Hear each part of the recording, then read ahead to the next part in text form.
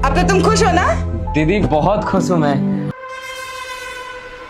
आपकी बहन मैनेजर बन गई है। हाँ दीदी, मुझे बहुत खुशी हो रहा है कि आप मैनेजर बन गई। चिया, जी हो गई साफ सफाई? हाँ मैम साहब, हो गई। ठीक है, अब तुम जाओ। जी मैम साहब।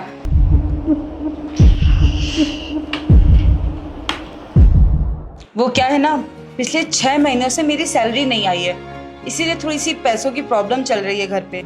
जैसे ही आ जाएगी सब चीजें ठीक हो जाएंगी। कोई बात नहीं दीदी, सब कुछ सही हो जाएगा, हम दोनों मिलके सब कुछ सही कर लेंगे। क्या नीरेश, तुम जाओ गेट पे, नहीं तो कोई अगर देख लेगा कि सिक्योरिटी गार्ड गेट पे नहीं है तो तुम्हारे लिए प्रॉब्लम हो जाएगी। तुम जाओ, मैं तुमसे बाद में बात करती हूँ।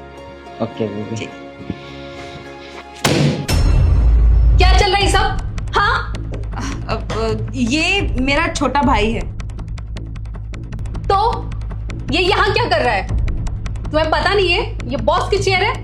मैम ये क्या बात कर रही हैं आप? मेरी बहन भी तो मैनेजर है और अपने चेयर पे तो मुझे बैठा ही सकती है ना। ओ मैनेजर, ये ना यहाँ पे स्वीपर है, झाड़ू पोछा करती है हमारे यहाँ ये, और खुद को मैनेजर बता रही है।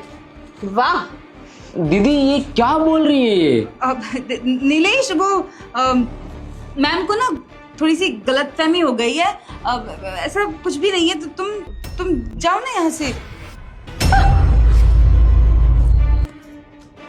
गलतफहमी मुझे हो गई है? अपनी औकात भूल गई है क्या तू? तू यहाँ पे ना झाड़ू पोछा करती है, यहाँ की मैनेजर मैं हूँ, समझी? तू ना अपनी औकात मत भूल, समझ में आ रहा है ना? देखिए मैम, आप ऐसे बदतमीजी नहीं कर सकती हमारे साथ। और आप मेरी बहन पे हाथ कैसे उठाई? आखिर मेरी बहन मैनेजर है यहाँ की। ये कोई यहाँ की मैनेजर नहीं है, ये सिर्फ नौकरानी है यहाँ की, और ये सारे ड्रामे करने की यहाँ पे जरूरत नहीं है, समझे ना? और तू सिर्फ यहाँ पे झाड़ू पोछा लगाने वाली औरत है, और तुझे ना अपनी औकात नहीं भूलनी चाहिए, समझी? निकल यहाँ से। अरे लेकिन और तू भी निकल।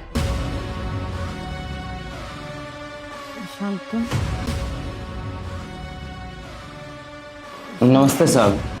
नमस्ते। साहब मुझे आपसे कुछ बात करनी है। दरअसल मैं चिया दीदी का छोटा भाई हूँ।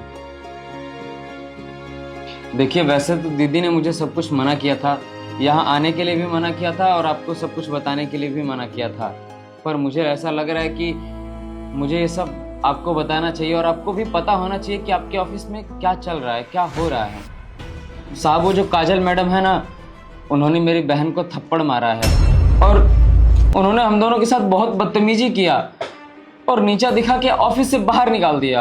अब आप ही बताइए ना साहब, जब मेरी बहन यहाँ पे मैनेजर है तो उन्होंने ऐसा क्यों किया?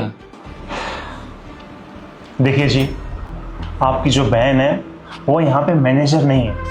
आपकी जो बहन है यहाँ पे साफ सफाई का काम करती है, वो एक स्वीपर है। आप बिल्कुल चिंता मत कीजिए, मुझे यकीन है कि आपकी बहन जिस तरीके से काम करती है वो एक ना एक दिन जरूर ग्रो करेगी, क्योंकि आपकी बहन बहुत अच्छे से काम करती है यहाँ पे। तो आप बिल्कुल टेंशन मत लीजिए।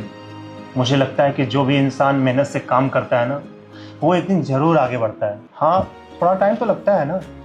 उसने ये बात आपसे छुपाया, मुझे ये लगता है कि आपका वो दिल नहीं दुखाना चाहती थी, पर हाँ उसके अंदर इतनी जिद है, काम करने की लगन है कि वो एक दिन जरूर मैनेजर बन सकती है।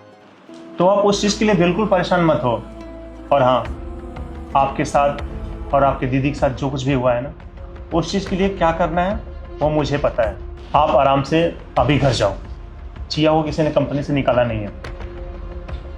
आप उससे बोल देना कि कल से आप दोनों कंपनी में आओ। जी जी ठीक है साहब, मैं चलता हूँ।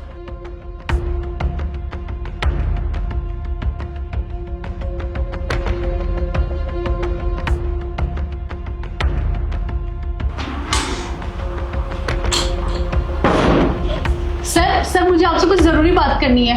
First of all stand up and go there.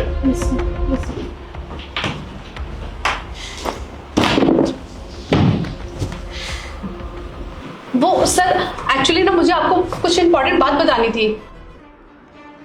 बताने से पहले यू फायर, तुम जा सकती हो यहाँ से। बट सर मैंने ऐसा किया क्या है? आप क्यों मुझे फायर कर रहे हो? ना ही मैंने कोई गलती की है, ना ही मैंने कुछ किया है ऐसा रिसेंटली। मुझे फायर क्यों कर रहे हो आप? तुमने कुछ तो किया होगा ना, तुमने कंपनी के रूल ब्रेक्स किए होंगे, या तुमने कंपनी की कोई पॉलिसी ब्रेक की होगी, या तुमने कुछ गलत बिहेव किया होगा हमारे स्टाफ के साथ, बदतमीजी की होगी तुमने उनके साथ। बस इसलिए मैंने तुमको निकाला ही नहीं, मैंने तुमको ब्लैक लिस्ट भी किया है ताकि तुम्हें कहीं और भी जॉब ना मिले। तो क्या बात बताने वाली हो तुम, बताओ मुझे।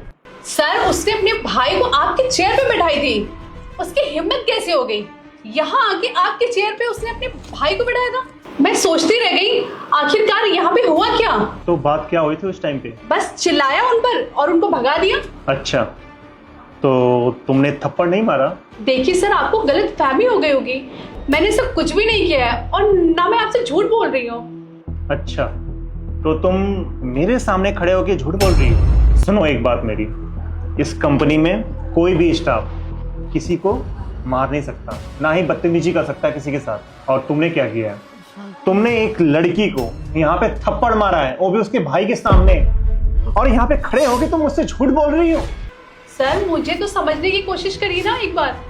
देखो काजल, ये रही सीसीटीवी फुटेज, चेक इट, जिसमें तुमने उस लड़की को थप्पड़ मारते हुए पूरी रिकॉर्ड हुई है। हमारे पूरे ऑफिस में कोने कोने पे सीसीटीवी कैमरा लगा हुआ है, और इसके बावजूद तुम मुझसे झूठ बोल रही हो। अब बताओ ना जरा तुम, मैं तुम पे कैसे ट्रस्ट करूं? जब तुमने मेरे सामने, मेरे आंखों के सामने झूठ बोल रही हो, तो मैं किसी और चीज पे तुम पे कैसे विश्वास कर लूंगा? ना जाने तुम आगे कितना मुझसे झूठ बोलती हो या बोलोगी। मुझे तो लगता है कि तुम आगे चल के अपने फायदे के लिए तुम मुझसे कितना झूठ बोलोगी, मुझे इस बात का अंदाजा भी नहीं है कि तुम इतना झूठ बोलती हो। इसके चलते मैं तुमको यहां से निकाला ही नहीं है, ब्लैक लिस्ट भी किया है। बस इसलिए मैं तुमको कंपनी से अभी बाहर निकाल रहा हूं, अभी के अभी। सर, मुझे कुछ समझ में नहीं आ रहा था कि मैं क्या करूं, और मुझे नहीं लगता कि मैंने कुछ गलत किया है। और आप यहाँ पे थे नहीं, और वो आपके चेयर पे बैठा हुआ था। और जरा आप ही बताइए ना सर, मेरी भी तो कुछ रिस्पॉन्सिबिलिटी बनती है ना कि मैं आपके चेयर से उसे हटा दूं। और सर, इसीलिए मैंने उसके ऊपर गुस्सा किया और गुस्से में मेरा हाथ छूट गया। सवाल ये नहीं है कि तुमने उसे थप्पड़ क्यों मारा, सवाल ये है कि तुमको किसने अथॉरिटी दी है थप्पड़ मारने की? इतनी अथॉरिटी तो मुझे भी नहीं है। देखिए सर, मैं आगे से ऐसा कुछ भी नहीं करूंगी, बस गुस्से में मेरा हाथ उठ गया था। सर प्लीज प्लीज मुझे जॉब से मत निकालिए सर। सर, ये जॉब मेरे लिए बहुत इंपॉर्टेंट है सर, प्लीज। ब्लैकलिस्ट में तुम हो चुकी हो, अब तुम्हारे पास कोई चांस नहीं है यहाँ पे जॉब करने की। गेट आउट, गो।